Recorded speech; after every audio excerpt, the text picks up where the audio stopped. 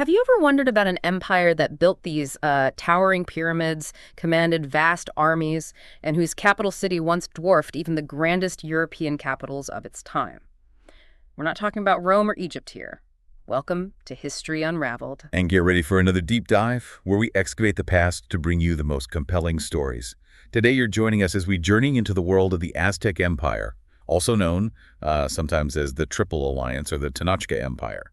For over a century, this powerful confederation held sway over central Mexico. When we say the Triple Alliance, picture this. Three major Nahua city-states, the, undisputed heavyweight, Mexico Tenochtitlan, alongside the equally important Texcoco, and Tlacopan forging a powerful bond. Think of it as three titans deciding to rule together. Right, and this wasn't some, backwater region. The Valley of Mexico, where they were centered, was incredibly fertile and strategically vital. This alliance dominated from roughly 1428 until 1521. Which, as you probably know, culminates in that really dramatic clash with the Spanish. But before we get there, we really want you to understand the incredible civilization that existed beforehand. So consider this your personal expedition into the fascinating history, the intricate workings of their government, and the complex web of their society. We'll be sifting through historical accounts to paint a really vibrant picture for you of this alliance before the arrival of the Spanish. Absolutely. Of course, the arrival of Hernán Cortés and the subsequent defeat in 1521 are a pivotal part of their story, no doubt about it. But to truly appreciate the magnitude of that encounter, you really need to understand the powerful and, frankly, sophisticated empire that preceded it. Okay, let's rewind the clock way back then. Before this empire even took shape, who were the people who laid the foundations? Who are these proto-Aztecs, if you will? Well, the people we now generally refer to as the Aztecs, or perhaps more accurately, the Nahua-speaking peoples, they traced their ancestry to the Chichimeque groups. These were peoples who migrated into central Mexico from the north, starting around the early 13th century. Imagine nomadic or semi-nomadic groups moving south from areas in what is now Zacatecas and San Luis Potosí and Guanajuato, seeking new lands. A classic story of migration, really. We see that pattern a lot in history. Did they have a creation story or a founding myth tied to this journey? Oh, absolutely. Their history is deeply intertwined with myth and legend, much like many ancient cultures, They spoke of a mythical homeland called Aztlan. It's often depicted as an island paradise in their pictographic codices, their unique form of writing and record-keeping. This origin story was, crucial for establishing their identity and their perceived right to settle in the Valley of Mexico. And when they finally arrived in the Valley of Mexico, it wasn't exactly empty, right? Other groups were already established there. Precisely. By the time these Nahua migrants arrived, the Basin of Mexico and the surrounding areas were already home to numerous independent city-states. These were known as Altepetl in Nahuatl. Each Altepetl was ruled by a Tlatoque, or Tlatoani. Think of it like a king or a local ruler. And what's fascinating is that the Mexica, the specific group that would eventually lead the Aztec Empire, were actually among the last of these Nahua groups to arrive. So yeah, they were the newcomers. Latecomers trying to find their place in a crowded neighborhood. How did they initially fit into this existing political landscape? Must have been tough. It really was. They arrived in the Basin of Mexico around 1250 AD, and by that time, as you'd expect, most of the good agricultural land was already claimed. Yeah. So they weren't exactly in a strong negotiating position. Initially, they managed to persuade the king of Culhuacan, a smaller but historically significant city-state with prestigious ties to the earlier Toltec civilization, to allow them to settle in a less desirable area. A relatively infertile spot called Chapultepec, which means at the Hill of Grasshoppers. Hill of Grasshoppers. Definitely not the penthouse suite, then. So how did they manage to survive and even, start to build something in these initial, less than ideal circumstances? They were incredibly resourceful, that's key. And importantly, they were already known as skilled warriors. The Mexica served as mercenaries for Culhuacan, offering their military prowess in exchange for land and, resources. This gave them invaluable experience in the region's political and military dynamics. It let them observe and learn from the established powers. Right, learning the ropes while fighting for someone else. But this arrangement with Culhuacan, it wasn't a long-term success story, was it? There's a pretty dramatic and, let's face it, kind of gruesome story linked to that relationship. There is indeed. It's quite infamous. After the Mexica had served Culhuacan effectively in battle, the Culhuacan ruler, perhaps as a gesture of goodwill, or maybe as a way to exert more control, appointed one of his daughters to rule over the Mexica. However, according to Mexico's own historical accounts, it's important to note that they instead ritually sacrificed her. The story goes that their god, Xibetotec, commanded them to flay her skin as part of the ceremony. Wow, okay. That's intense, yeah. You can imagine the ruler of Culhuacan wasn't exactly sending them a thank you card after that. No, to put it mildly. When the Culhuacan king discovered what had happened, he was, understandably, absolutely furious. He retaliated by attacking the Mexica and using his army to forcibly drive them out of Tizapan, where they had subsequently relocated. So, now, without a permanent home once again, the Mexica were forced to move, this time seeking refuge on a marshy, pretty undesirable island in the middle of Lake Texcoco. And this is where the iconic legend of the founding of Tenochtitlan comes into play. The eagle perched on a cactus with a snake, right? It's an image you might even recognize on the Mexican flag today. It's everywhere. Exactly, precisely. Legend tells that on this seemingly inhospitable island, they witnessed a powerful omen. An eagle perched majestically on a noble cactus, devouring a snake. The Mexica interpreted this as a divine sign from their gods, specifically their patron god, Huitzilopochtli, indicating the exact place where they were destined to build their new and permanent city. This pivotal event is said to have occurred in the year Famecali in their calendar, which corresponds to 1325 AD in our Gregorian calendar.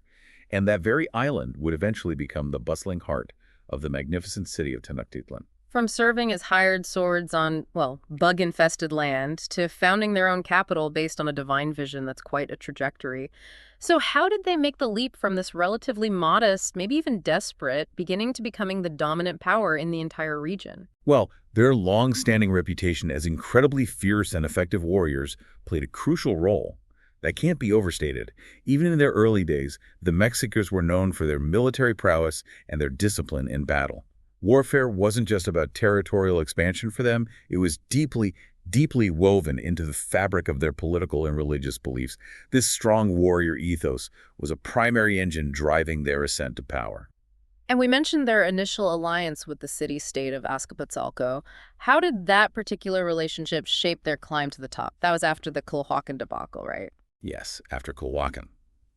After establishing Tenochtitlan, the fledgling Mexica city-state strategically formed an alliance with the then-powerful city of Azcapotzalco and began paying tribute to its formidable ruler, Tezozomoc. With the benefit of Mexican military assistance, Azcapotzalco embarked on a period of significant expansion, gradually building a small tributary empire. This period was also crucial for the Mexica because their own ruler wasn't yet considered a fully legitimate Tlatoani in the eyes of other established powers, partly due to their newcomer status and maybe that Culhuacan incident. Right, so they needed to establish a recognized royal lineage to gain more respect and influence, like getting the right credentials. How did they go about achieving that? Mexica leaders astutely sought legitimacy by appealing back to Culhuacan, actually to one of the last remaining kings there, despite their earlier dramatic association. They requested that he provide a daughter to marry into the Mexica ruling line. This strategic marriage was successful, and their son, Acamapictli, was enthroned as the first officially recognized Tlatoani of Tenochtitlan in 1372. This established a royal dynasty with ties to a prestigious lineage, significantly bolstering their standing within the complex political landscape of the region. It sounds like they were playing a very calculated long game, very strategic in their alliances and their royal intermarriages, even going back to former enemies. But the alliance with Azcapotzalco, while initially beneficial, eventually shifted, didn't it? Power dynamics rarely stay static for long. You're absolutely right. The Tepanecs of Azcapotzalco continued their aggressive expansion, often relying heavily on the military strength of their Mexica allies. At the same time, the Ocolua city of Texcoco, located on the eastern shores of Lake Texcoco, was also steadily growing in influence. Eventually, tensions began to simmer beneath the surface, and war finally erupted between the dominant power of Azcapotzalco and the rising force of Texcoco.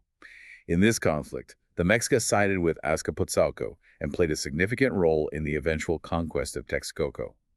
As a reward for their loyalty and contribution to the victory, Tenochtitlan, which had by this point grown into a substantial city, was granted Texcoco as a tributary province. This gave them a direct stake in the spoils of war. It's fascinating to see how these alliances constantly shifted and how the Mexica consistently positioned themselves to benefit from these regional conflicts. Now, you mentioned that their warfare had some unique characteristics. How is Mexico warfare different from, say, what we might typically expect from European warfare of the time? Well, Mexico warfare had a very distinct primary objective, which is quite different. The goal was frequently to capture enemy warriors alive on the battlefield rather than simply killing them outright. Their battle tactics, their weaponry, even their battle attire were often geared towards facilitating capture. Taking prisoners was absolutely crucial for their elaborate religious rituals, particularly for the widespread practice of human sacrifice, which they believed was necessary to appease their gods and maintain the cosmic order. Plus, capturing high-ranking enemy warriors was also a significant pathway for Mexican warriors to gain social distinction, prestige, and promotions within their own society. It was a win-win in a grim sort of way. So, battlefield success directly translated into both religious obligations fulfilled and increased social standing. That's a powerful combination of motivations, isn't it? But this period of alliance and expansion under Azcapotzalco wasn't destined to last forever. It eventually led to the pivotal Teponic War. What were the underlying causes of that conflict? The death of the long-reigning and powerful Tepanec king Tetzalcoatl in 1426 created a volatile power vacuum and a pretty complex succession crisis within Azcapotzalco. This inevitably led to internal strife and, well, civil war as various factions vied for control. Initially, the Mexica, under their Tlatoani-Chimalpopoca, supported Tetzalcoatl's chosen successor, Tayaho, who briefly took the throne. However, Tayaho's ambitious son, Maxtla, soon violently usurped the throne, consolidating power and turning against any factions that had opposed him, which unfortunately included the Mexica ruler, Chimalpopoca. Chimalpopoca died shortly after these events, and many historical accounts suggest he was likely assassinated on Maxtla's orders. A brutal and swift power grab that directly threatened the Mexica. So Maxtla wasn't exactly friendly towards Tenochtitlan. How did they respond to this new hostile ruler in Azcapotzalco? The new Mexica ruler, Itzcoatl, who succeeded the deceased Chimalpopoca, resolutely refused to submit to Maxtla's authority. He openly defied Maxtla's demands for increased tribute payments and essentially declared Tenochtitlan's independence. In response, Maxtla, recognizing the growing power of the Mexica, imposed a blockade on Tenochtitlan, cutting off essential supplies and really escalating the tension. Simultaneously, Maxtla also turned his aggression towards the Acolwa, forcing their ruler, the famous Nezahualcóyotl, to flee into exile. This period of intense conflict and instability created a unique opportunity, actually, for a new powerful alliance to emerge in opposition to Azcapotzalco. So from the ashes of this conflict, the seeds of the famed Triple Alliance were finally sown. The enemy of my enemy. Precisely. Nezahualcóyotl, now in exile, actively sought military assistance from the city-state of Huehuetenango, which also harbored resentment towards Azcapotzalco's dominance. Meanwhile, the Mexica, under the shrewd leadership of Itzcoatl, managed to secure the crucial support of another significant Tepanec city, Tlacopan, which was also opposed to Maxtla's increasingly tyrannical rule. In 1427, these allied forces, Tenochtitlan under Itzcoatl Texcoco, under the exiled Nezahualcóyotl Tlacopan, and initially Huehuetenango formally declared war against Azcapotzalco. After a series of intense and decisive battles, they emerged victorious in 1428, effectively dismantling the Tepanec Empire and marking a major turning point in the history of the Valley of Mexico. So the old order was violently overthrown, and a new power dynamic was established. How did this victory directly lead to the formal creation of what we now know as the Triple Alliance? Did Huehuetenango stick around? Well, following their hard-fought victory over Azcapotzalco, Huehuetenango, for reasons that aren't entirely clear in the historical record, actually withdrew from the nascent alliance. Maybe they got what they wanted, or maybe they saw the writing on the wall. Regardless, in 1430, the three remaining dominant city-states, the victorious Tenochtitlan and Texcoco, alongside the strategically important Tlacopan, solidified their newfound cooperation by formally establishing a treaty. This is what we now recognize as the Triple Alliance. They essentially divided the former Teponic lands and the vast tribute network among themselves, establishing a new power structure in the region. The agreement stipulated that any future conquest would be undertaken as a joint effort, with the newly acquired territories and their associated tribute being held collectively by the three allied cities. Okay, so they carved up the old empire. And how was this tribute, the lifeblood of any empire, actually divided among these three partners in power? Was it equal? Not quite equal, no. The tribute collected from the newly conquered territories was carefully divided in a manner that acknowledged the leading roles of the two most powerful members, Tenochtitlan and Texcoco. Each of these cities received 2/5 of the total tribute. The remaining 1/5 of the tribute was allocated to Tlacopan. So Tlacopan was definitely the junior partner in this arrangement. Furthermore, the rulers of these three leading cities adopted the prestigious title Huetlatuani, which translates roughly to elder speaker or often emperor in modern interpretations. While each held this high title, they essentially took turns holding a de jure position of seniority over the rulers of other, lesser city-states within their growing sphere of influence, at least initially.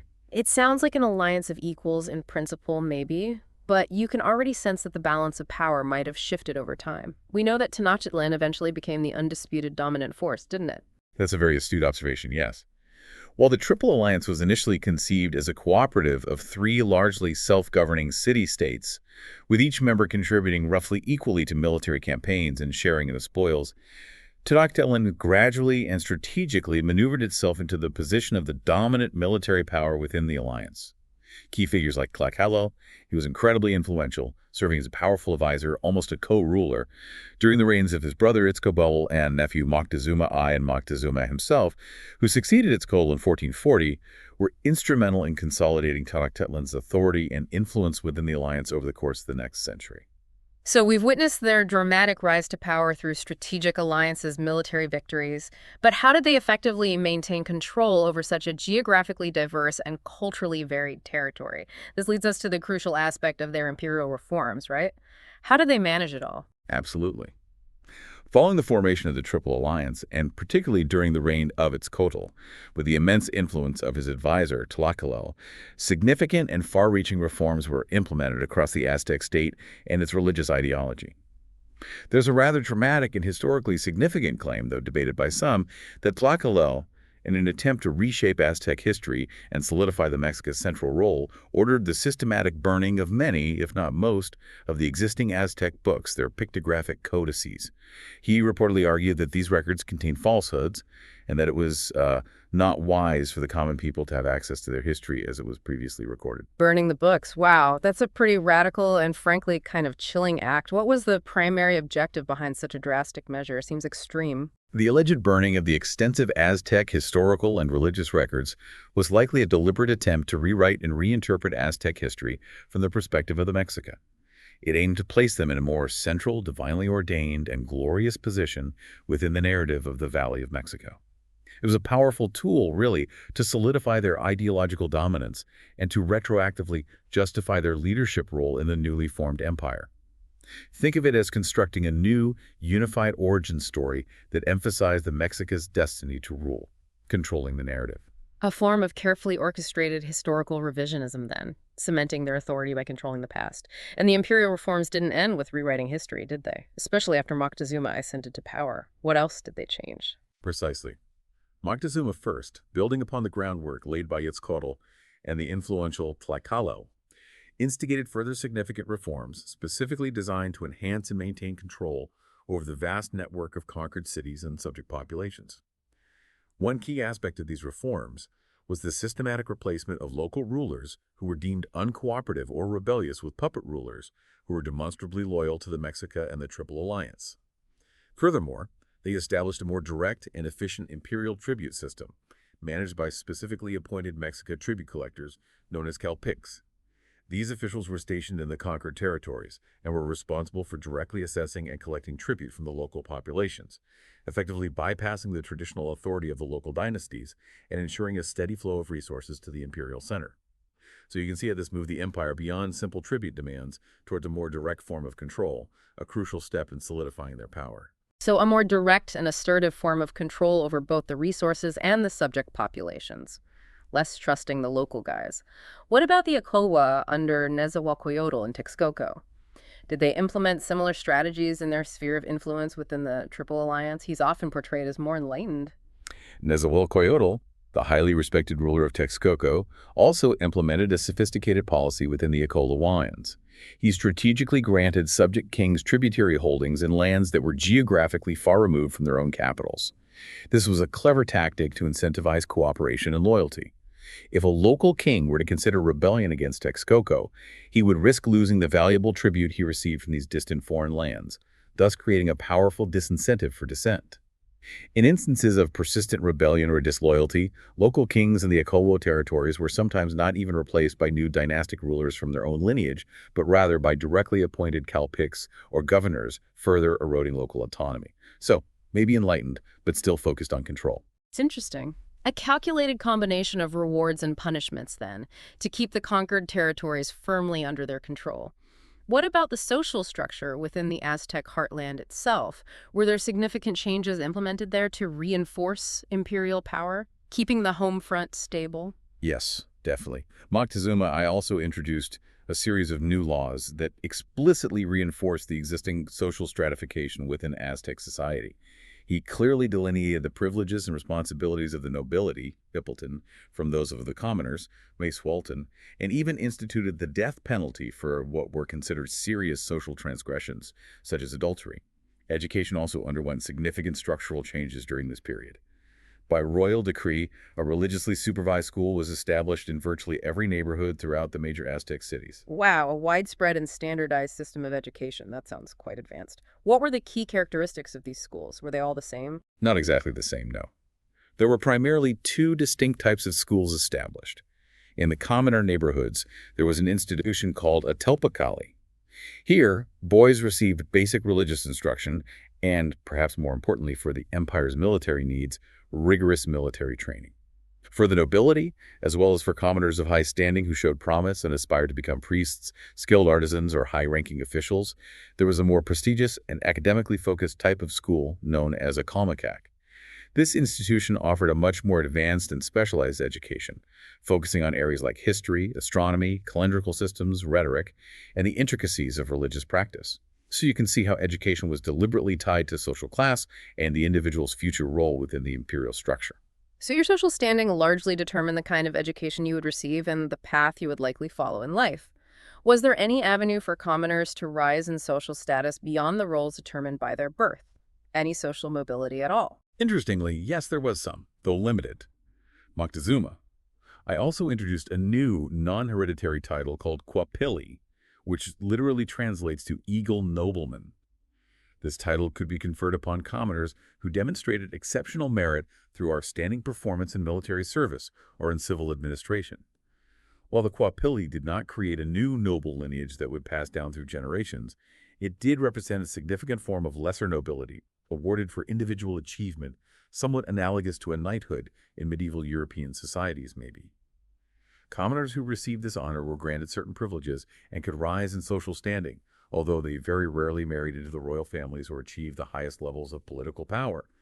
It offered a degree of social mobility based on merit, albeit within certain pretty strict limitations. Okay. It seems like a meticulously crafted system of control, strategically integrating political, social, economic, and even educational reforms to maintain the empire's stability and the dominance of the Mexica. Now, let's shift our focus back to warfare for a moment. We discussed their preference for capturing prisoners. How did the peculiar institution of the Flower Wars fit into this broader military and religious context? That name sounds almost peaceful. It does sound deceptive, doesn't it? The Flower Wars were indeed a unique and highly significant component of the Mexica approach to warfare. Mesoamerican warfare in general, as we mentioned, had a strong and long-standing emphasis on the capture of live prisoners for ritual sacrifice, rather than the primary European objective of simply killing the enemy on the battlefield to achieve territorial or political goals. The Flower Wars, in particular, were highly ritualized, prearranged conflicts. They were specifically conducted between the Aztec Empire, primarily the Triple Alliance, and certain neighboring city-states, most notably their long-term adversaries, the Tlaxcalans and the Huexotzincans. The primary purpose of these flowery battles was for each participating polity to capture a predetermined number of enemy warriors alive. These captives would then be taken back to their respective cities and sacrificed in elaborate religious ceremonies. So this wasn't just about territorial gain. It speaks to a fundamentally different understanding of conflict and sacrifice, doesn't it? So it was almost like a formalized and ritualized system of combat, a sort of sacrificial quota system, maybe, designed to meet the continuous demands of their complex religious beliefs. That's wild. Precisely. That's a good way to put it. Native historical accounts strongly suggest that the institution of the Flower Wars was significantly promoted, if not entirely instigated, by Tlacaelel during the mid-15th century. One key motivation cited was to appease the gods and restore cosmic balance in response to a devastating and prolonged drought that plagued the basin of Mexico from 1450 to 1454, leading to widespread famine and hardship. By staging these ritualized flowery battles, they ensured a continuous and predictable supply of experienced Aztec warriors who could test their skills in combat, and, more critically, a steady stream of enemy captives who were considered necessary offerings to their deities to ensure the return of rainfall and the continued prosperity of their world. It's a grim but undeniably fascinating insight into their intricate worldview and the deep interconnectedness of their religious beliefs and their military practices. A chilling but undeniably fascinating glimpse into a worldview where ritualized warfare and human sacrifice were seen as, well, essential for maintaining the cosmic order. Wow. Now, shifting our focus back to territorial expansion, after consolidating their power base in the Valley of Mexico, the Aztec Empire began to look outwards, seeking to extend its influence and control over a wider region. What were their initial targets for imperial expansion? Where did they go first? The initial areas targeted for significant imperial expansion by the newly formed Triple Alliance, under the leadership of its caudal and with the strategic guidance of Nezahualcóyotl of Texcoco, were primarily the city-states located within and immediately surrounding the basin of Mexico itself. Notably, these early conquests included Cayocan, which was situated within the basin, as well as the strategically important city-states of Cuauhnahuac, modern Cuernavaca, and Huaxtepec, both located in the fertile and resource region that corresponds to the modern Mexican state of Morelos, just south of the Valley of Mexico. These early military successes proved to be quite economically beneficial for the burgeoning empire, providing a substantial and reliable influx of tribute in the form of diverse agricultural goods, valuable raw materials, and crafted items, got them resources they needed. So, economic gain and access to vital resources were significant driving forces behind this early phase of expansion. Makes sense. What happened in the subsequent reigns, after Itzcoatl and Nezahualcóyotl had laid this initial foundation? Did the pace continue? Following the death of Itzcoatl, his nephew Moctezuma I ascended to the throne of Tenochtitlan. During his reign, the empire's relentless expansion faced a temporary but significant setback due to that major and prolonged four-year drought we mentioned, the one that struck the basin of Mexico and surrounding regions around 1450. This severe environmental crisis led to widespread famine and social unrest, and several of the city-states in the Morelos region that had been previously conquered even had to be forcibly reconquered after they seized the opportunity to rebel against Aztec rule during this period of hardship. Can't blame them, really. Yeah. However, once the drought finally subsided under the continued joint leadership of Moctezuma I and Nezahualcóyotl of Texcoco, the empire resumed its aggressive expansion, pushing eastward towards the resource-rich Gulf Coast and southward into the diverse and culturally rich lands of Oaxaca. It sounds like a relentless and almost insatiable drive for more territory, more resources, and ultimately more power. But the Aztec Empire wasn't the only major power player in the Mesoamerican landscape at this time, was it? I seem to recall another big empire to the west. That's a crucial point to remember. You're likely thinking of the Purépecha Empire, also known as the Tarascan state, based in West Mexico. As the Aztec Empire was rapidly consolidating its power and expanding its influence in central Mexico, the Purépecha were simultaneously expanding their own sphere of control and developing a highly centralized and militaristic society. Around 1455, during that period of Aztec weakness caused by the severe drought, the Purépecha, under their powerful king Tzitzipantecwer, even launched an invasion into the Toluca Valley, claiming and occupying lands that had previously been conquered by Moctezuma I and Itzcoatl. In 1472, Aztec, who had succeeded Moctezuma I as the Huitlahuacanni, managed to successfully lead a major military campaign to reconquer the strategically important Toluca Valley and effectively defended it against subsequent attempts by the Purépecha to regain control. So yes, you can see there was a clear and persistent rivalry developing between these two major empires in Mesoamerica, a real clash of titans. So, a clear and potentially escalating rivalry and conflict between these two dominant powers, each vying for regional supremacy. Did this tension ever boil over into a major direct military confrontation, a big showdown? Well, it did indeed, a big one. In 1479, Aztec, perhaps emboldened by his successful reconquest of the Toluca Valley, launched a full-scale major invasion of the Purépecha Empire with a substantial Aztec force, estimated to be around 32,000 warriors. However, the Purépecha, under their prepared and formidable leadership, met the invading Aztec army just across their frontier with an even larger and, some say, better-equipped army, numbering perhaps as many as 50,000 soldiers. The ensuing battle resulted in a resounding and devastating defeat for the Aztecs. It's estimated that over 90%, a staggering number of the Aztec invasion force, was either killed on the battlefield or captured by the Purépecha. Axayacatl himself was severely wounded during the fierce fighting and was forced to retreat with the few remaining survivors back to Tenochtitlan. Following this catastrophic defeat, Axayacatl never again personally engaged the Purepecha in battle, and this marked a significant and enduring check on the westward expansion of the Aztec Empire into Purepecha territory. They hit a wall, essentially. Wow, a 90% loss rate. That's catastrophic. A major and humiliating setback, clearly highlighting the geographical and military limits of their imperial power at that time. What happened in the later periods of Aztec expansion then?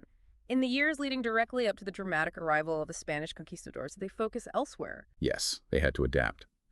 The reign of Huitzotl, who ascended to the position of Huitlatlani in 1486, saw a renewed and often quite brutal focus on suppressing the frequent rebellions that continued to erupt throughout the vast and diverse empire. That was a constant challenge given the largely indirect nature of Aztec rule over many of its conquered territories. Following these efforts to consolidate internal control, Huitzotl initiated a fresh and vigorous wave of new conquests, but directing them differently. He targeted the strategically important Oaxaca Valley and the valuable Soconusco Coast region, known for its cacao production further south. He also recognized the persistent threat posed by the Purepecha Empire and strategically transformed the border city of Azoma into a heavily fortified military outpost due to the increasing number of skirmishes and low-level conflicts along that western frontier. So the Purepecha Empire remained a significant and enduring obstacle, forcing them to look south and east instead of west. They certainly did. The Purepecha even actively established a network of strong fortresses and defensive positions along their border with the Aztec Empire to effectively guard against any future invasion attempts. In response to the stalemate in the west, Ahuitzotl strategically directed his expansionist efforts further south and towards the Pacific coast region of Guerrero. By the time of his reign, the Mexica had undeniably become the dominant faction within the Triple Alliance, clearly overshadowing the influence of Texcoco and Tlacopan. Ahuitzotl even began to increasingly use the title Huehuetlatoani, meaning eldest speaker or great speaker, to further distinguish himself from the rulers of Texcoco and Tlacopan, overtly signifying the growing centrality and supremacy of the Mexica within the alliance structure. The balance had definitively shifted. So the internal balance of power within the Triple Alliance was clearly and steadily shifting towards the Mexica. What about Moctezuma II, then? He was the Huitlatoani when the Spanish conquistadors finally arrived on the scene.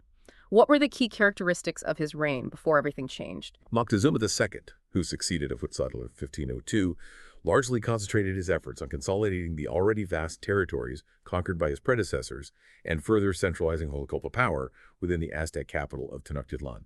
There was one final, albeit unsuccessful, Aztec attempt to invade the Purepecha Empire in 1515. This time it was led by the renowned Tlaxcalan general Tlacucol, who had been captured in a previous flower war, but had actually earned Moctezuma's respect. However, this campaign also failed to gain any significant territory or break the Purepecha resistance. Domestically, Moctezuma II implemented even more imperial reforms aimed at strengthening his personal authority. Notably, following the death of Nezahualcóyotl of Texcoco, he significantly curtailed the power and influence of the traditional Texcocan nobility. He also famously removed many of Huitzotl's long-serving advisors, even having some of them executed, and controversially abolished that Coapili class we talked about, thereby limiting the avenues for social mobility that had previously existed for commoners based on merit. These efforts to consolidate power and reinforce imperial authority were, of course, dramatically and abruptly interrupted by the arrival of Hernán Cortés and a Spanish expedition in 1519, right in the middle of his reforms. The stage is now set for a truly pivotal and transformative collision of civilizations. Can you walk us through the initial encounters between Hernán Cortés and his relatively small expeditionary force and the vast Aztec Empire? How did it begin? Okay. In 1519, Hernán Cortés, importantly, defined the authority of the governor of Cuba, Diego Velázquez, who had actually removed him from command of the expedition, landed on the Yucatan Peninsula with a relatively small force. About 630 Spanish soldiers, a few cannons, horses, and a handful of ships. Near Cozumel, Cortés encountered a really fortunate stroke of luck. He found Geronimo de Aguilar, a Spanish Franciscan friar who had been shipwrecked years earlier and had learned to speak the local Mayan language fluently. Aguilar became Cortés's initial and crucial translator. Then later, in the region of Campeche, Cortés acquired another, even more invaluable interpreter, a bilingual Nahuamaya woman known as La Malinche, also called Malinali, Malintzin, or Doña Marina by the Spanish. La Valencia quickly learned Spanish and became absolutely essential to Cortez's communication, diplomacy, and his understanding of the complex Nahua culture and political landscape. She's a hugely significant figure. A Malinche, yes. Often a controversial but undeniably pivotal figure in this entire historical narrative. How did she effectively bridge the significant language and cultural gaps between the Spanish and the various indigenous groups, including the Aztecs? Well, initially the translation process was a bit indirect. Aguilar would translate from Spanish to Mayan, and then La Malinche would translate from Mayan to Nahuatl, the language of the Aztecs. But La Malinche was remarkably intelligent and quickly mastered the Spanish language herself. Once she became fluent, she served as Cortés's direct translator for both spoken language and, perhaps even more importantly, for the intricate nuances of Nahua culture, customs, and political maneuvering. Her ability to understand and interpret the motivations and intentions of the various indigenous groups proved to be absolutely critical to Cortés's strategies and ultimately his successes. So effective communication, having the right translators, was a fundamental key to Cortés's early interactions and his ability to navigate this completely unfamiliar world. Where did he and his expedition proceed after these initial pivotal encounters in the Yucatan? Did they head straight for the Aztec capital? Not immediately. Cortés and his men sailed westward along the coast, eventually landing near Zempoala, a major city of the Totonac people. The Totonacs were themselves a tributary province of the powerful Aztec Triple Alliance. It was in Zempoala that Cortés had his first formal meetings with ambassadors sent by the Tlatoani Moctezuma II, who had become aware of the arrival of these strange foreigners with their unusual ships and animals. After these initial Aztec ambassadors returned to Tenochtitlan to report their observations, Cortés shrewdly met with the local Totonac leaders. The Totonacs, who harbored significant resentment toward the oppressive Aztec rule and the heavy tribute demands placed upon them, voiced their long-standing grievances to Cortés. Recognizing a potential opportunity to exploit these existing tensions, Cortés audaciously convinced the Totonacs to imprison an Aztec tribute collector who was stationed in their city. This effectively signaled a declaration of war against the Aztec Empire. To further his manipulative strategy, Cortés even later staged the secret release of the captured tribute collector, attempting to create confusion and sow further discord among the Aztecs. Wow. It sounds like Cortés was not only a military leader, but also a master strategist and a pretty ruthless manipulator of the complex political dynamics he encountered, exploiting existing grievances. And the Totonacs weren't the only indigenous group who were willing to ally themselves with the Spanish against the Aztecs, were they? That seems key. No, indeed. And that was key. The Totonacs, eager to throw off the yoke of Aztec domination, provided Cortés with a significant number of warriors, thousands, to bolster his relatively small Spanish force as he prepared to march inland towards Tlaxcala. Tlaxcala was a fiercely independent city-state and a long-standing bitter enemy of the Aztec Empire. Along their initial journey, some of Cortés's own men, fearful of the unknown dangers ahead and the overwhelming power of the Aztecs, actually attempted to mutiny and return to Cuba. However, Cortés famously quelled this rebellion with decisive action, including the dramatic act of scuttling or deliberately sinking his ships. This eliminated any possibility of retreat and demonstrated his unwavering determination to press forward no matter the cost. A truly bold and decisive move, burning his bridges, literally, leaving no turning back and signaling his absolute commitment to his ambitious, perhaps crazy, endeavor. What transpired when Cortés and his growing coalition of forces finally reached the territory of Tlaxcala, the Aztecs' main rivals? Well, the combined Totonac army, now effectively under the leadership of the Spanish conquistadors, entered Tlaxcalan territory, seeking a strategic alliance against their mutual enemy, the Aztecs. However, Xicotencatl the Younger, a prominent and influential Tlaxcalan general, initially viewed the arrival of the Spanish with deep suspicion and distrust. Believing them to be potential invaders themselves, or perhaps allies of the Aztecs in disguise, the Tlaxcalan forces engaged the Spanish and their Totonac allies in a series of fierce and bloody battles. Despite this initial very strong Tlaxcalan resistance, Cortés's superior weaponry, steel swords, crossbows, cannons, horses, and his military tactics eventually convinced the Tlaxcalan leaders of his genuine intentions to oppose the Aztecs. Ultimately, after several intense clashes and some shrewd diplomatic negotiations, the Tlaxcalans, recognizing a valuable opportunity to finally defeat their long-hated Aztec adversaries, agreed to a crucial and powerful alliance with Cortés. They provided him with thousands of seasoned and fiercely determined Tlaxcalan warriors, significantly augmenting his fighting force. This was perhaps the most critical alliance he made. In a pivotal alliance, yes, that dramatically shifted the balance of power and provided Cortés with the substantial manpower he desperately needed to penetrate deeper into the Aztec heartland. Mm. So with this significantly augmented army, they finally made their way towards the Aztec capital city of Tenochtitlan. What was the journey like? Yes. With a now considerably larger and more formidable army, comprising the original Spanish soldiers and thousands of experienced Tlaxcalan and Totonac warriors, plus other allied indigenous groups who had joined their ranks along the way, Cortés and his forces began their march towards the basin of Mexico and the magnificent city of Tenochtitlan. During a significant stay in the sacred city of Cholula, a major religious center and technically a tributary of the Aztecs, Cortés, claiming that he had learned of a planned ambush by the Cholulans, supposedly at the instigation of Moctezuma II, ordered a horrific and preemptive attack. His forces massacred a large gathering of unarmed Cholula nobles and civilians in the city's main square. This brutal event, known as the Cholula Massacre, served as a terrifying demonstration of Spanish power and ruthlessness to anyone who might consider opposing their advance. It sent a very clear, brutal message. A shocking and brutal act that definitely sent a clear message about the potential consequences of resistance. What happened when the Spanish and their allies finally reached the Aztec capital, the legendary city of Tenochtitlan itself, the city on the lake? Following the horrific events in Cholula, Cortés and his army marched into the Valley of Mexico and were eventually allowed to enter the seemingly impenetrable city of Tenochtitlan, built on the island in Lake Texcoco. They were initially greeted with a mixture of awe, curiosity, and perhaps apprehension by the Aztec leadership, including Moctezuma himself. They were provided with lodging as honored guests within the spacious palace of the former Emperor Acayacan. The Spanish resided in the heart of Tenochtitlan for approximately 6 weeks. However, this period of uneasy hospitality came to an abrupt end following an incident back in Veracruz, on the coast, where some of the Spanish soldiers Cortés had left behind were killed in an altercation with an Aztec lord. Using this event as a pretext, Cortés made an incredibly bold and audacious move. He took the Huey Tlatoani Moctezuma II prisoner within his own palace, effectively holding him hostage under the threat of force. This was supposedly to ensure the safety of his own men, but really was to exert control over the Aztec government. Taking the emperor hostage in his own capital city, an incredibly audacious and, well, unprecedented act of aggression. How did Moctezuma II, the revered leader of this vast empire, react to this unimaginable situation? What could he even do? It's a complex question.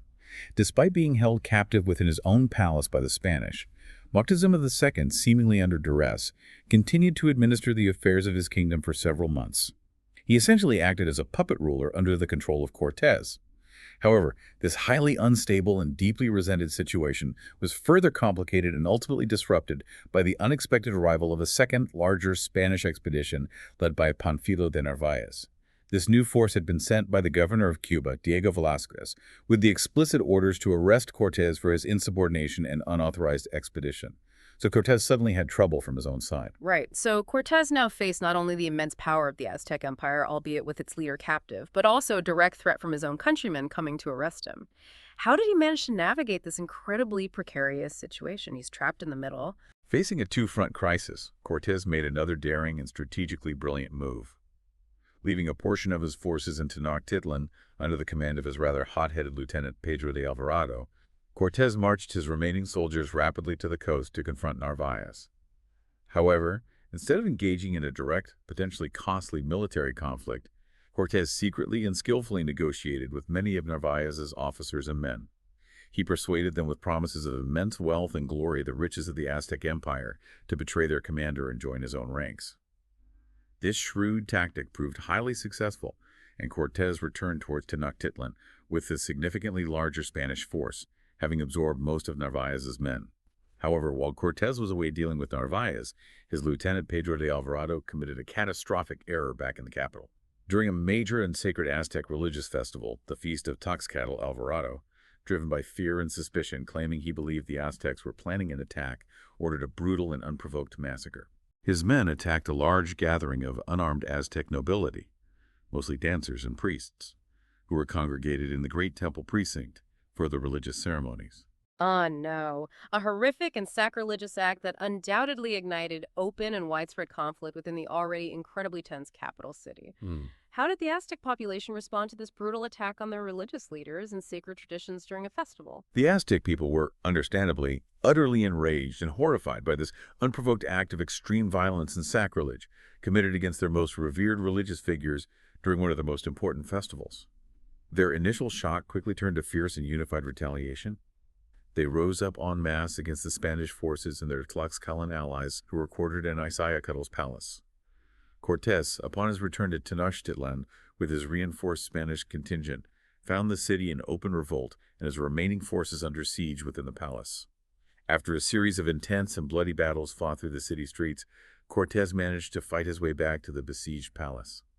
In a desperate attempt to quell the escalating uprising, Cortés tried to use the captive Moctezuma II, who was perhaps still revered by some of his people, to pacify the angry crowds. He brought Moctezuma to the roof of the palace so that he could speak to his people and order them to lay down their arms. However, by this point, the ruling council of Tenochtitlan had effectively already deposed Moctezuma and elected his more defiant brother, Cuitlahuac, as the new Huitlatoani.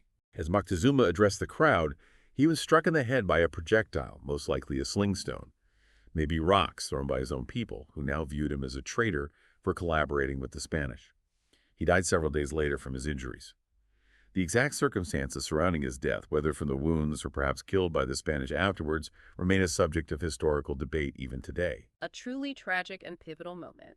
Moctezuma II, the once all-powerful emperor meeting a violent end, caught between two colliding worlds, rejected by his own people. What was the immediate aftermath of his death for the Spanish and their allies trapped within the now completely hostile city? Realizing their increasingly untenable and perilous position within a now openly hostile city following the death of Moctezuma II, the Spanish and their remaining indigenous allies made a desperate attempt at a clandestine nighttime retreat from Tenochtitlan. This event is forever etched in history as La Noche Triste, or the Sad Night. However, their attempted escape was quickly discovered by the vigilant Aztec warriors, and they were forced to fight their way out of the city amidst a furious and relentless assault along the causeways leading off the island. The retreating Spanish forces suffered devastating losses in terms of both Spanish soldiers and their crucial indigenous allies. Many Spaniards, weighed down by the heavy loads of gold and other looted treasures they were trying to carry, tragically drowned in the canals that crisscrossed the city or were cut down on the narrow causeways.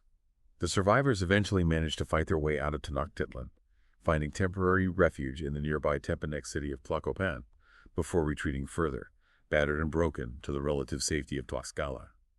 They needed to recover their strength, regroup their forces, and plan their next strategic move. It was a massive defeat for Cortés. A devastating and humiliating setback for the Spanish conquistadors, for sure. But the story doesn't end there, tragically. As you mentioned earlier, disease played a hugely significant and devastating role in the subsequent events, didn't it? Indeed, it's a crucial tragic part of the story.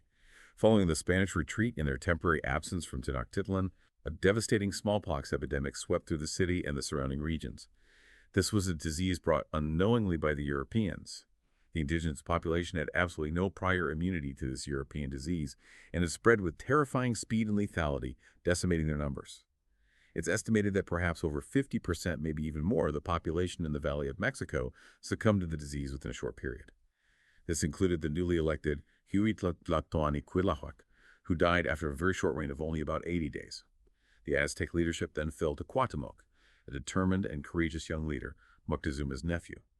But he now had to contend with not only the weakened state of his population due to the ravages of disease, but also the looming threat of Cortés's inevitable return. Cortés, meanwhile, having regrouped in Tlaxcala and significantly bolstered his forces with a huge army of indigenous allies, primarily Tlaxcalans, but also Texcocans who had switched sides, Totonacs and many others who deeply resented Aztec rule, began his march back towards the basin of Mexico to launch a renewed final assault on Tenochtitlan. So Cortés returned with a significantly strengthened and motivated army, now largely composed of indigenous warriors eager to settle old scores with the Aztecs, attacking a city weakened by disease. What was his strategic approach for finally capturing the seemingly impregnable city of Tenochtitlan this time? Cortés launched a systematic and strategic military campaign. He gradually captured and secured control over the various indigenous city-states situated around the shores of Lake Texcoco and in the surrounding mountainous regions, cutting off Tenochtitlan's supplies and allies. He astutely managed to forge a firm alliance with Texcoco, the second most important city in the former Triple Alliance, which then proved invaluable in aiding him to construct a fleet of brigantines, small, maneuverable sailing vessels equipped with cannons, built from salvaged parts of his original ships scuttled on the coast. These brigantines played an absolutely crucial role.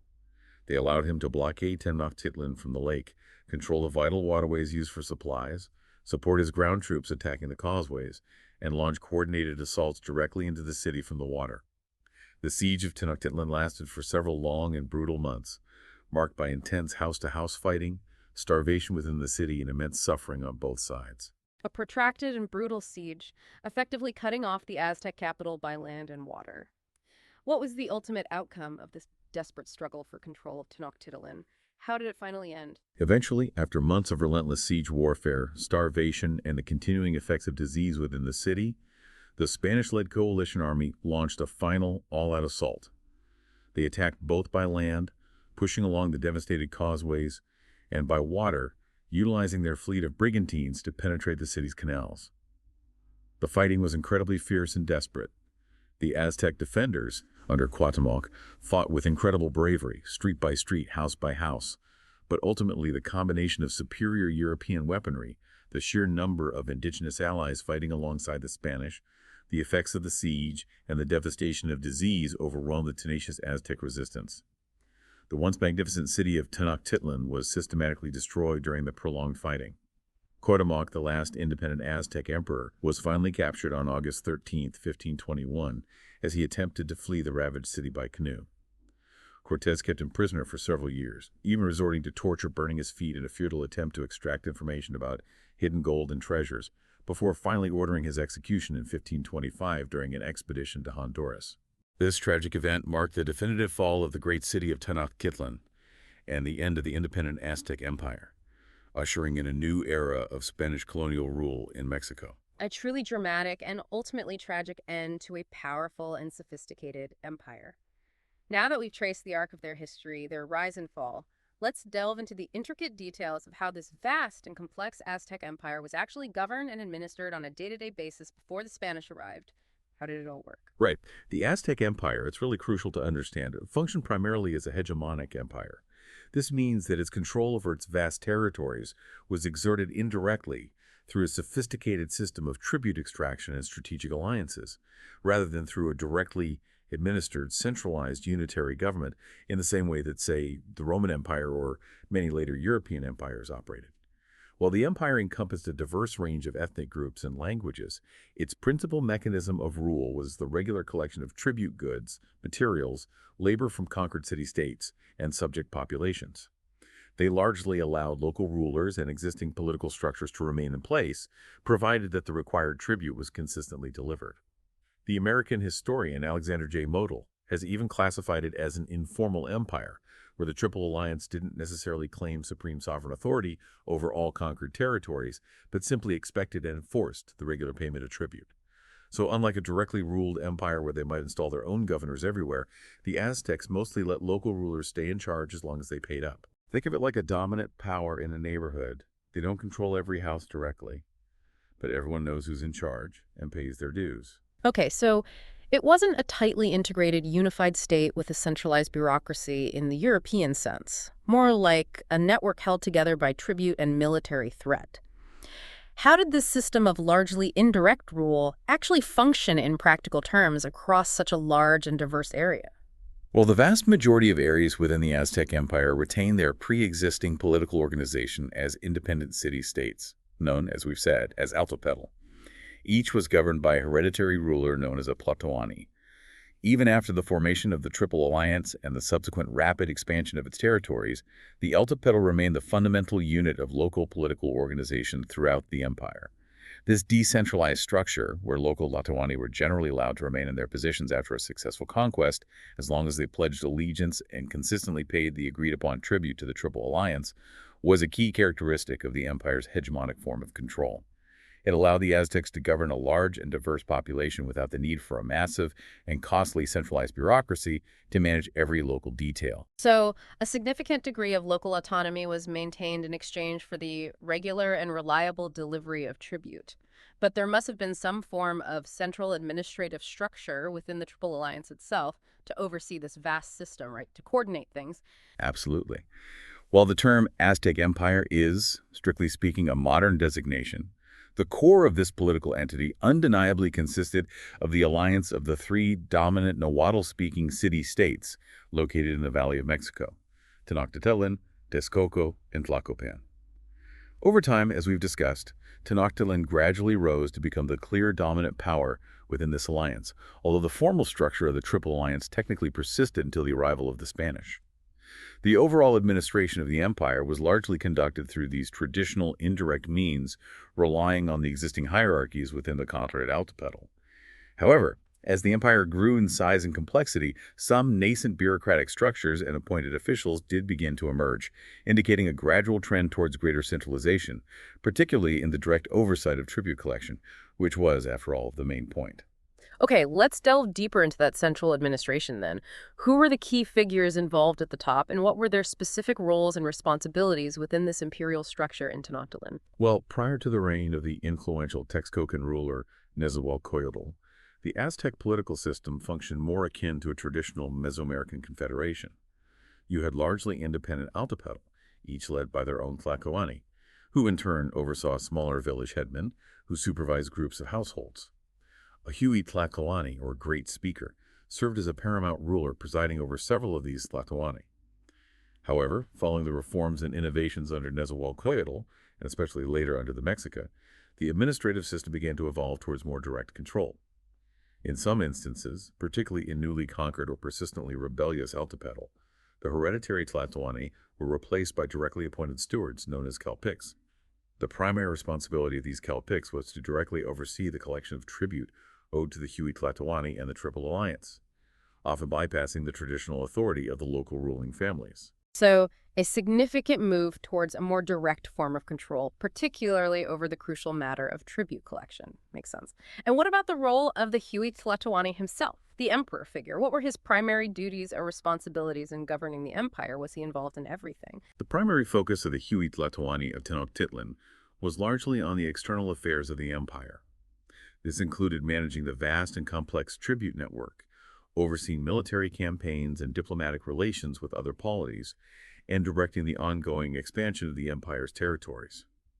However, the Huey Tlatoani did not act as a sole absolute ruler. There was another extremely important and powerful figure within the central administration known as the Chihuacotl. The Chihuacotl's primary responsibility was the internal governance and administration of the city of Tenochtitlan itself, managing the capital. This position was always held by a close relative of the reigning Huey Tlatoani, often a brother or a cousin, signifying their close ties and shared power.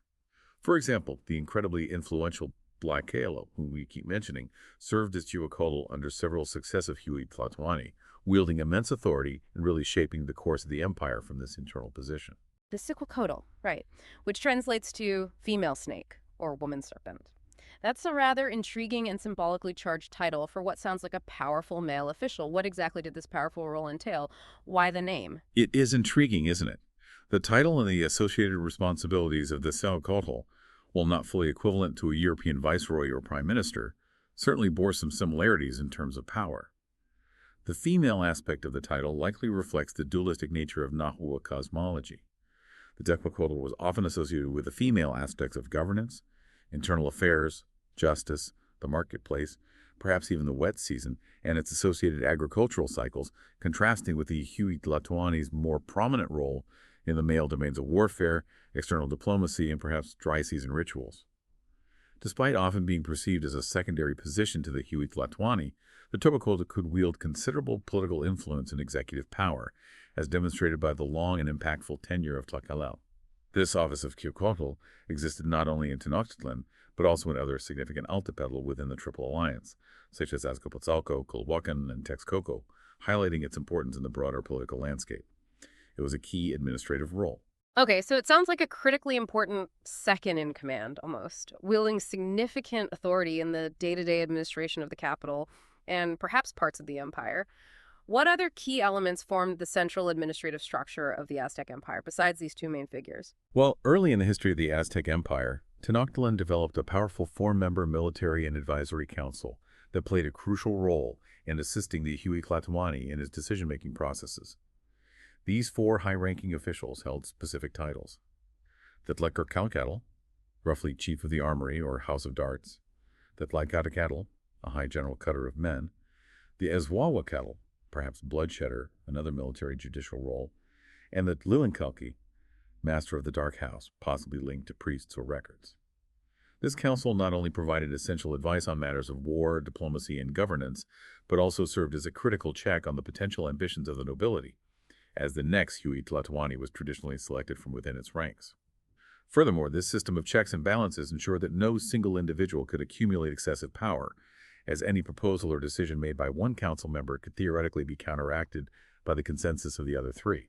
These four council members were also typically high-ranking generals and prominent members of prestigious Aztec military societies like the elite Huachic, Shorn Ones, and the Otontin, Otomi warriors, reflecting the strong military ethos of Aztec society. The Tetacutan, who were the close relatives of previous Huey Tlatoani and other high nobles, would then convene to formally choose the next ruler from these four powerful council members, ensuring a degree of continuity and elite control over the selection process. A fascinating system of checks and balances at the highest levels of power, and a clear pathway to the paramount leadership role filtered through military and noble elites. Now, let's shift our focus beyond the capital city of Tenochtitlan and explore how the vast provinces and conquered territories were administered throughout the empire. How did that Celtic system work further down? Right. Initially, the various provinces and conquered altepetl within the expanding Aztec realm were largely governed by their own hereditary Tlatoani, who were allowed to remain in power as long as they fulfilled their obligations to the Triple Alliance, mainly paying tribute. However, as the empire continued to grow and consolidate its power, the system gradually evolved towards a greater degree of direct control in certain regions. As we discussed earlier, in some instances, particularly in areas prone to rebellion or of high strategic importance, local Tlatoani were replaced by officials directly appointed by the Aztec authorities. These appointed officials, while not holding hereditary claims to their positions, wielded considerable authority on behalf of the empire. Furthermore, the system of directly appointed tribute stewards, the Calpics, was increasingly implemented. Sometimes they were even imposed on altepetl, instead of allowing the selection of a new Tlatoani from the local nobility, signifying a more assertive imperial presence. By the height of the Aztec Empire, the vast territories were formally organized into approximately 38 distinct tributary provinces. Each province was placed under the supervision of high-ranking stewards, known as Hucalpiques, great tribute collectors, who in turn oversaw the activities of the lower-ranking Calpiques stationed within their respective provinces. It became quite hierarchical. So, a hierarchical structure of tribute administrators ensuring the flow of wealth and resources back to the imperial center, who was ultimately at the very top of this complex provincial administration system. Did the Huey Tlatoani manage it directly? Now, interestingly, this entire intricate provincial tribute system was ultimately overseen and centrally coordinated not directly by the Huey Tlatoani himself, but by a separate and highly important central figure within the Tenochtitlan administration known as the Petlacaucatl. This official held a crucial role, basically the head treasurer or quartermaster general. He managed the vast quantities of tribute flowing into the capital, oversaw its storage in the imperial storehouses, the Petlacali, and ensured its proper distribution according to the needs and priorities of the empire, feeding the army, funding ceremonies, supporting the nobility, etc. In particularly restive or newly conquered altepetl, where a stronger military presence was deemed necessary to maintain order and ensure tribute collection, the Nahuas would also strategically place a military governor, known as a Cotlatoani, Eagle Speaker or Commander, to provide stricter and more direct provincial supervision, often with the authority to deploy imperial troops if necessary. During his reign, Moctezuma I further elaborated and refined the Calpics system, reportedly assigning 2 Calpics to each tributary province, one who was likely stationed within the province itself to directly supervise the collection of tribute at the local level, and another who resided in Tenochtitlan, possibly to oversee the transportation, storage, and accounting of the tribute once it arrives in the capital. very organized. It sounds like a remarkably comprehensive and well-organized system for extracting and managing the vast resources of the empire. Who was actually responsible for producing and providing this immense amount of tribute? Where did it all come from? The primary burden of providing the tribute fell squarely upon the shoulders of the commoners, the Macehualtan. They formed the vast majority of the population within the conquered territories, as well as in the Aztec heartland. The tribute was collected in various forms: agricultural products like maize, beans, cotton, crafted goods like textiles, pottery, featherwork, precious materials like jade, turquoise, gold, and even providing laborers for imperial construction projects or military service. This tribute was then often channeled through the local nobility, including the kings, Tlatoc, lesser rulers, Tenochtitlan, and the provincial nobility, Epelton, who were responsible for its collection from the commoners and its delivery to the imperial authorities, the Kelpixk. While the Nahua certainly relied on the coercive power of their formidable military to enforce the regular payment of tribute, the threat was always there, they also strategically relied on the cooperation of the local Pepelton. These local nobles were themselves often exempt from tribute obligations and even recipients of imperial favors or land grants, giving them a vested interest in the system. And another crucial group involved were the influential and often hereditary merchant class, known as the Pashteca. Yes, the Pashteca, the long-distance merchant class. We haven't discussed their role in much detail yet. What part did they play in the administration and maintenance of the Aztec Empire? They weren't just traders. Oh, far from it. The Pochteca were much more than just simple traders. They constituted a highly organized and often hereditary merchant class, with various internal ranks and specializations that granted them specific trading rights and privileges throughout the empire, and even far beyond its borders into unconquered territories. While not typically considered members of the Pipilton nobility by birth, they were deeply intertwined with the Aztec elite and the mechanisms of state power. Due to their extensive travels and contacts in distant lands, the Pochteca frequently served as diplomats, known as Tucnenanco, or travelers of the Lord, for the Aztec state, undertaking crucial diplomatic missions to other kingdoms and city-states. They also played a vital, though perhaps covert, role as intelligence gatherers, effectively acting as spies. They provided valuable information about the political situations, economic resources, and potential weaknesses of distant lands, which often proved crucial in planning future conquests. Furthermore, higher-ranking Pochteca also held judicial authority, acting as judges in the bustling market plazas, the conquistly, and even possessing a significant degree of administrative autonomy within their own powerful merchant guilds. They played a multifaceted and truly indispensable role in both the economic growth and the intricate administration of the Aztec tributary system. They were the eyes, ears, and sometimes the diplomats of the empire. Wow, so a sophisticated and multi-layered system of government that skillfully blended indirect rule over local populations with an increasingly centralized control, heavily relying on the efficient extraction of tribute, the undeniable power of the military, and the strategic cooperation of local elites, and even this powerful, almost state-sponsored merchant class. Fascinating.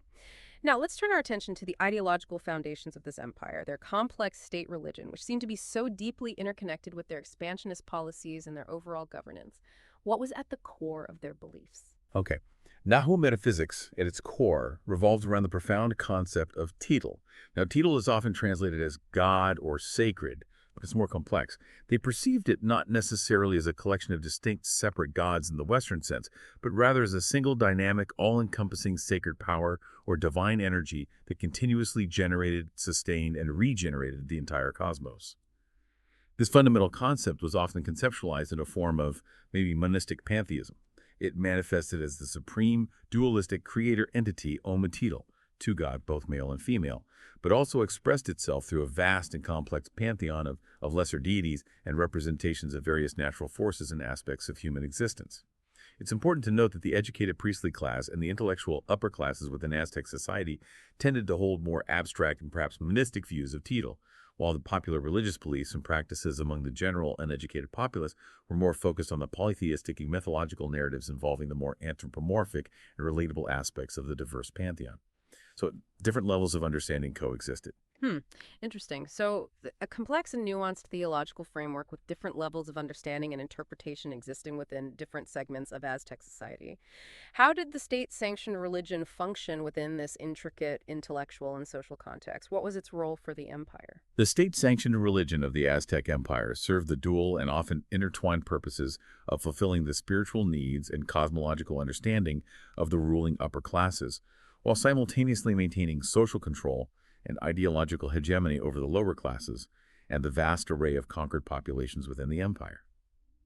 This was skillfully achieved through the state's sponsorship and promotion of grand public religious ceremonies and festivals throughout the year, the official support and veneration of the most popular and politically significant cults, like Huitzilopochtli's, and a relatively pragmatic and tolerant approach toward the existing religious practices of the conquered provinces. In a strategic move to integrate conquered peoples into the imperial framework, the Aztecs even officially recognized the major deities and cults of subject city-states by incorporating representations or idols of these deities into a special building within the central sacred precinct of Tenochtitlan, the Coatlicue or Serpent House. This effectively acknowledged their importance within the broader imperial religious landscape, while also kind of holding them hostage in a way. A shrewd approach of incorporating local religious traditions under the overarching umbrella of the Aztec state religion, fostering a degree of religious pluralism while still asserting imperial dominance and control. In a way, yes, it was practical.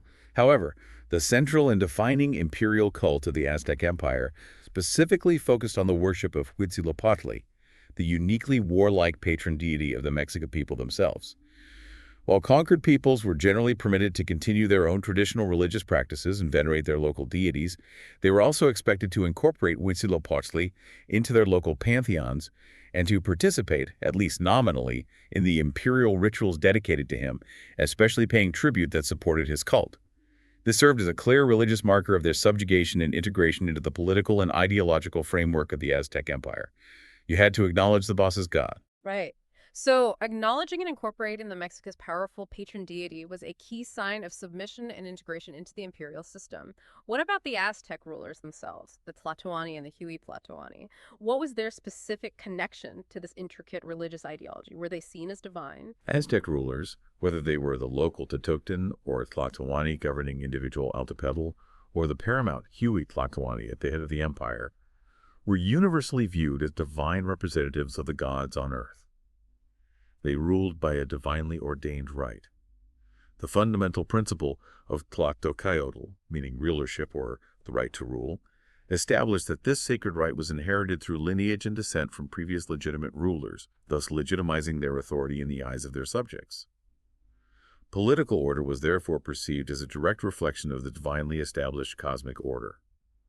Any act of defiance or harm against a legitimate Tlatoani was considered a grave transgression, not only against the earthly political structure, but also against the sacred cosmic balance itself. This is a key reason why, when a Tlatoani was removed from power, say after a conquest, the Nahuatl tradition typically dictated that he be replaced by another member of the same ruling lineage, if possible, to maintain the continuity of this divine authority. The establishment of the Huey Tlatoani as the supreme ruler over multiple Tlatoani created a higher and more centralized level of divinely sanctioned authority, Huitzilopochtli, great rulership, further reinforcing this potent intertwining of religious legitimacy and political power. The emperor was the god's chosen representative. This profound intertwining of religion and political power seems incredibly significant in understanding the very foundations and the expansionist drive of the Aztec Empire. How did their religious ideology specifically influence their relentless policies of territorial expansion and conquest? You mentioned Huitzilopochtli. A particularly militaristic interpretation of Nahua religion, with a central emphasis on the veneration of Huitzilopochtli as the preeminent sun god and god of war, heavily and directly guided the empire's aggressive expansionist policies. Elaborate state rituals with a strong military focus were meticulously performed throughout the year, following the precise cycles of their complex ceremonial calendar, the Tonopawali and the Upawali. They firmly believed that they were living in the current and final cosmic era, known as the Alintanatia, or the Sun of Movement, and they prophesied that this era would ultimately end in a cataclysmic destruction of humanity, likely through earthquakes. Under the profound ideological influence of Tlacaelel, Huitzilopochtli's role and prominence within the Aztec state pantheon were significantly elevated. A new and powerful theological doctrine was promoted, asserting that continuous blood sacrifice, specifically the sacrifice of human hearts, was absolutely essential to nourish the sun, Huitzilopochtli, and thereby maintain its vital energy, preventing the prophesied end of the world and ensuring the continuation of the cosmic order during the current Olentanachia. This novel, an intensely militaristic interpretation of Huitzilopochtli's role, provided a potent and religiously sanctioned justification for constant warfare, and the imperative to capture large numbers of enemy warriors who could then be offered as sacrifices, nextly, to sustain the sun. This ideological shift likely led to a scale of human sacrifice that was unprecedented in the history of Mesoamerica, directly fueling the empire's insatiable need for conquest and captives. War became a sacred duty to keep the universe running. Wow, a chilling but absolutely crucial aspect of their belief system that fundamentally fueled and justified their relentless drive for imperial expansion and the horrific scale of their sacrificial rituals. Keeping the sun moving required war. Now, shifting our focus to another critical pillar of any organized society, let's move on to their legal system. We've heard that the legal code of Texcoco under Nezahualcóyotl was remarkably well developed. What can you tell us about the broader principles and practices of Aztec law across the empire? Was Texcoco unique? Texcoco, under the enlightened rule of the Tlatoani Nezahualcóyotl, indeed developed a remarkably sophisticated and formalized written legal code. This wasn't just a collection of customary practices, but a comprehensive and quite legalistic system comprising approximately 80 distinct written laws. These laws meticulously defined specific types of admissible evidence and often, notably, disregarded the social status or rank of the individuals involved in legal disputes, at least in theory. Punishments for various offenses were clearly defined, often severe by our standards, and were administered publicly, serving as a powerful deterrent and reinforcing the legal framework for social control within Texcocan society. Our primary knowledge of this advanced legal code comes from invaluable colonial-era writings, particularly by Spanish Franciscan friars like Toribio de Benavente Montolinia, and the insightful historical narratives penned by Texcocan scholars like Fernando de Alva Estuzchetl, who's actually a descendant of Nezahualcóyotl. That sounds remarkably advanced and, maybe, equitable for its time, at least in principle within Texcoco. What about the legal system in the dominant capital of Tenochtitlan itself? Was it as formally codified and as egalitarian in its application, or was it different? Interestingly, we actually possess considerably less detailed information regarding the formal legal system, specifically within Tenochtitlan during this period. Some historians speculate that it may have been less rigorously codified, or perhaps less legalistic, compared to the well-documented system of Texcoco. It might have relied more on precedent and the judgment of rulers. However, we do know that laws were established and enforced, particularly under the reign of Moctezuma I. These laws aimed at clearly defining and regulating the relationships between the state, the various social classes, Pippleton and Mexwalton, and individual citizens. The authority for administering justice and meting out punishments rested solely with the state authorities. It wasn't vigilante justice. These laws reflected the prevailing Nahua moral code, explicitly criminalizing acts such as homosexuality, public drunkenness, which was severely punished, and immodest public nudity, as well as more universally condemned offenses like theft, murder, and the deliberate damage of property or land boundaries. So you can see a clear emphasis on maintaining social order and adherence to established moral and societal norms backed by state power. So, a system of laws that blended both moral and criminal prohibitions with the authority for enforcement firmly vested in the hands of the state. Were there different levels of courts or a clearly defined system of appeals for those accused of crimes? Could you challenge a ruling? Yes, the Aztec legal system did incorporate a hierarchical structure for judicial proceedings, including a process for appeals. At the local level, the bustling market plazas often had designated judges sometimes, including the Porteca merchants we discussed earlier, who would resolve minor disputes, commercial disagreements, and petty crimes right there on the spot. More serious cases would be heard in provincial courts, presided over by appointed officials or the local Tlatoani. For those seeking further recourse, there was a formal appeal process. This allowed cases to be elevated from the local market courts to the provincial courts, and ultimately to a Supreme Court, and potentially 2 specialized higher appellate courts located in Tenochtitlan itself. One of these specialized higher courts apparently dealt specifically with legal cases originating within the capital city of Tenochtitlan, while the other handled appeals from cases originating in the various provinces and subject territories outside of the capital. Ultimately, the Huitzilopochtli held the supreme judicial authority within the empire. He possessed the ultimate right to appoint lower-ranking judges and, in very significant cases, review legal decisions or grant pardons, ensuring a centralized oversight of the entire legal system. at least in theory. Okay, so a hierarchical and structured system of justice reflecting the broader organizational framework of the empire itself. Fascinating. Finally, before we conclude this deep dive into the Aztec world, let's briefly touch upon the incredibly rich and pervasive mythological aspects of their culture. It seemed to be so deeply interwoven with all facets of their lives, from their religious practices to their political ideologies. Could you give us a quick overview? Absolutely. Aztec mythology was indeed exceptionally rich, complex, and deeply integrated into every aspect of their society. It featured a vast and dynamic pantheon of gods and goddesses, each with their own distinct domains, responsibilities, and intricate narratives and relationships. Key deities like Quetzalcoatl, the famous feathered serpent god associated with creation, life, wisdom, learning, and the wind. His rival Tezcatlipoca, the powerful, unpredictable trickster god linked to night, darkness, magic, fate, and rulership. And of course, Huitzilopochtli, the fierce patron god of Mexica, the sun, and warfare. These figures played absolutely central and foundational roles in their elaborate cosmology and their understanding of the universe.